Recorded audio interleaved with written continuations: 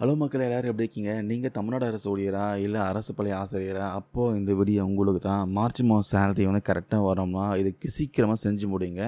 இது விஷயமா நம்ம ஏற்கனவே ஒரு வீடியோ போட்டிருக்கோம். அகைன் பார்த்தீங்கன்னா, தமிழ்நாடு அரசு தரப்புல ஒரு ரிமைண்டர் குடுத்துருக்காங்க. அது என்ன எல்லாமே டீட்டெயிலா பார்க்கலாம். நம்ம தமிழ்நாடு அரசுடைய கருவூலத்துறை ட்ரெஷரி டிபார்ட்மெண்ட் சார்பா ஒரு முக்கியமான அப்டேட் வந்து வெளியிட்டிருக்காங்க. உங்களுடைய மாதாந்திர சம்பளம் எந்த ஒரு பிரச்சனையும் இல்லாம கரெக்ட்டா உங்க பேங்க் அக்கவுண்ட்டுக்கு வரணும்னா, ஜிபிஎம் 2.0 அப்படின்னு ஒரு விஷயத்த நீங்க உடனே அப்டேட் பண்ணியே ஆகணும். அது என்ன ஜிபிஎம் 2.0 இத வந்து ஐஎஃப்ஹெச்ஆர்எம்எஸ் போர்ட்டல்ல எப்படி செக் பண்றது? தப்பா இருந்தா எப்படி திருத்தம் பண்றது? வாங்க டீட்டெயிலா இந்த வீடியோல சிம்பிளா பார்க்கலாம். முதல்ல வந்து இந்த ஜிபிஎம் 2.0 அப்படின்னா என்ன புரிஞ்சுக்கலாம். இதோட ஃபுல் ஃபார்ம் பார்த்தீங்கன்னா, குளோபல் பெனிஃபிஷியரி மாஸ்டர். ரொம்ப சிம்பிளா சொல்லணும்னா, இது உங்களுடைய தனிப்பட்ட பர்சனல் டேட்டா. பொதுவா அரசு ஊழியர்கள் ஒவ்வொருத்தருக்கும் பார்த்தீங்கன்னா, bank account number, Aadhaar card, PAN number, mobile number, email ID இது தனித்தனியா இருக்கும்ல.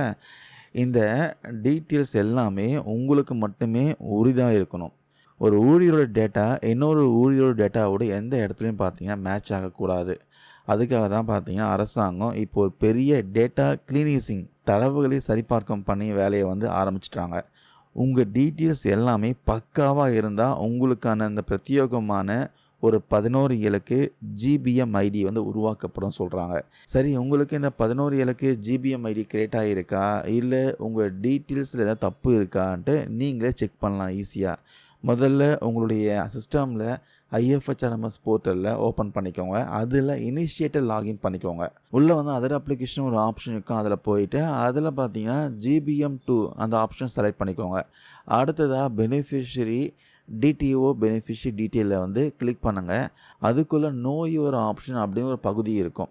அங்கே போனீங்கன்னா உங்களோட நேமு, அந்த 11 இலக்கு ஜிபிஎம் ஐடி, உங்களுடைய அக்கௌண்ட் ஸ்டேட்டஸு, அட்ரஸ்ஸு எல்லா இன்ஃபர்மேஷனும் பார்த்தீங்கன்னா ஸ்க்ரீனில் காட்டும்.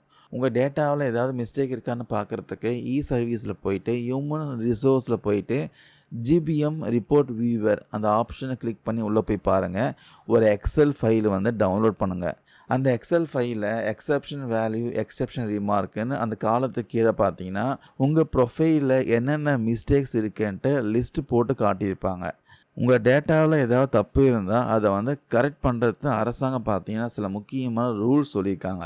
உங்களுடைய நேமு, டேட்டாவை பற்றி பார்த்தீங்கன்னா ஒரு 3 விஷயத்தில் கரெக்டாக இருக்கணும். உங்களுடைய எஸ்ஆர் புக்கு, ஐஎஃப்ஹெச்ஆர்எம்எஸ் உடைய profile, CPS, GPF account slip இந்த 3த்துலேயும் வந்து ஒரே மாதிரியாக தான் இருக்கணும். முக்கியமாக இனிஷியல் பார்த்தீங்கன்னா நேமுக்கு பின்னாடி தான் வரணும் பார்த்துக்கோங்க. எல்லாமே வந்து இங்கிலீஷில் கேபிட்டல் லெட்டர்ஸ் தான் இருக்கணும். நடுவில் ஃபுல் ஸ்டாப்லாம் வைக்கக்கூடாது.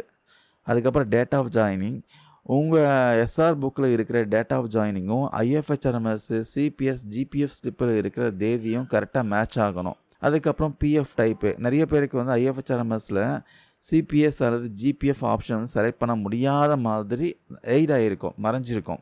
அதுக்கு ஒரு சூப்பராக ஒரு ட்ரிக் கொடுத்துருக்காங்க. எம்ப்ளாயி கேட்டகரி போயிட்டு அங்கே இருக்கிற கவர்மெண்ட் சர்வெண்ட் அப்படின்னு ஒரு ஆப்ஷன் இருக்கும். அதை மாற்றிட்டு திரும்பவும் டிஎன் கவர்மெண்ட் அப்படின்னு ஒரு செலக்ட் பண்ணுங்கள். இப்போது அந்த பிஎஃப் ஆப்ஷன் பார்த்தீங்கன்னா உங்களுக்கு வந்து விசிபிள் ஆகிரும். அதுக்கப்புறம் மொபைல் நம்பர், இது ரொம்ப முக்கியங்க.